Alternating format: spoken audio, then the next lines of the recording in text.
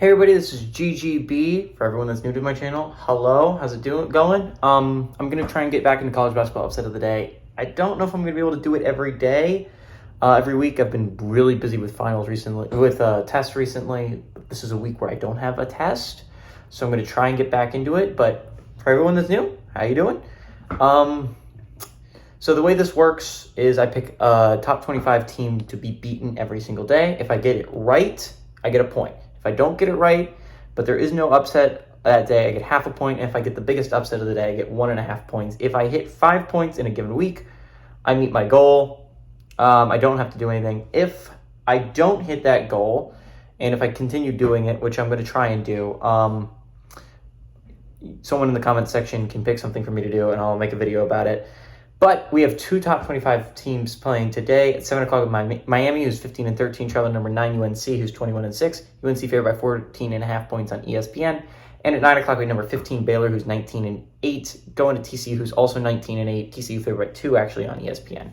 So let's talk about how this is going to affect the ACC first in these different games, right? So UNC is sitting at the top at 13-3, Duke right behind it at 12-4. UNC was helped out tremendously by an upset by Wake Forest on Saturday over Duke, putting them at 12-4 in conference. UNC now is in the driver's seat. Both teams were in the driver's seat before, because again, if UNC there's a big game in the finals regular season game with Duke. If Duke wins that game, they could theoretically end up snatching that number 1 overall seed away from UNC. But if UNC wins out, they will have the number 1 overall seed in the ACC tournament. And even if they lose that game to Duke, they have at least ensured a share of the ACC crown in the regular season.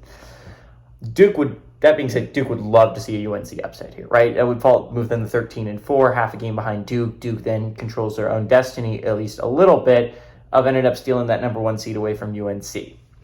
Duke here would love an upset. This is like a big game for Duke. Everyone else, it doesn't matter if UNC wins, right? Everyone else wants UNC to win. Now, I don't know how this would all work out because, again, these games are a little bit weird because of where they're sitting and how many games people have played. For instance, Miami's played 17 games. Boston College has played 16 games. With a Miami game tonight, they will have played 18 games compared to Boston College's 16. I don't know how percentages work out there, but if Miami was to win this one, they move to a 7-11. Boston College fans would love for that not to happen because they sit at 6-10. That's a little bit ahead of them in the standings right now. Miami's half a game back. A win there could put Miami in a place where they could possibly snatch that seed away from Boston College, move up a spot.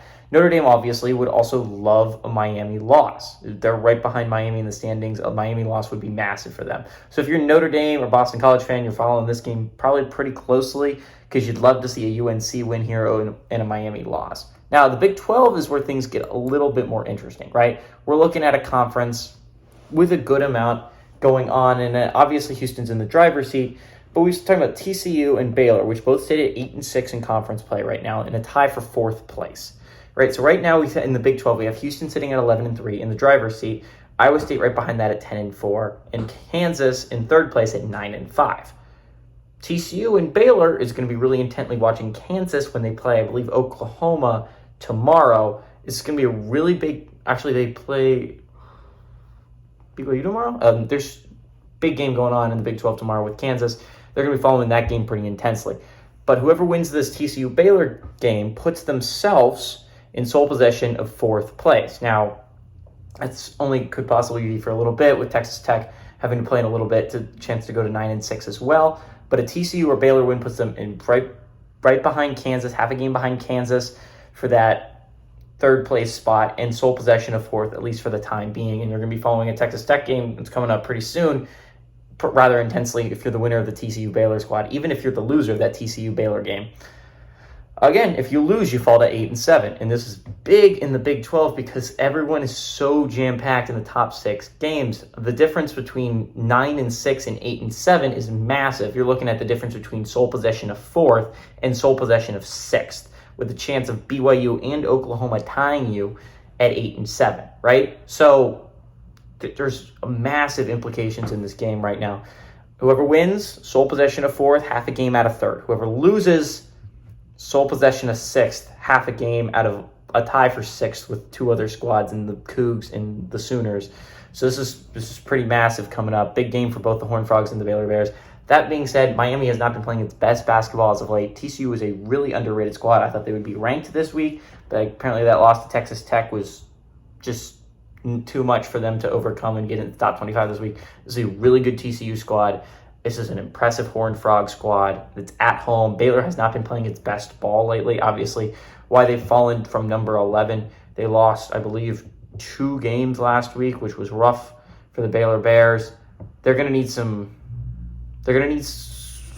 get it together, and I think that we get a 3rd consecutive loss here for the Baylor Bears. Give me the Horned Frogs to pull off the upset, even though they're ranked, and even though they're favorites, beat the ranked Baylor Bears. Give me the Horned Frogs to pull off that upset.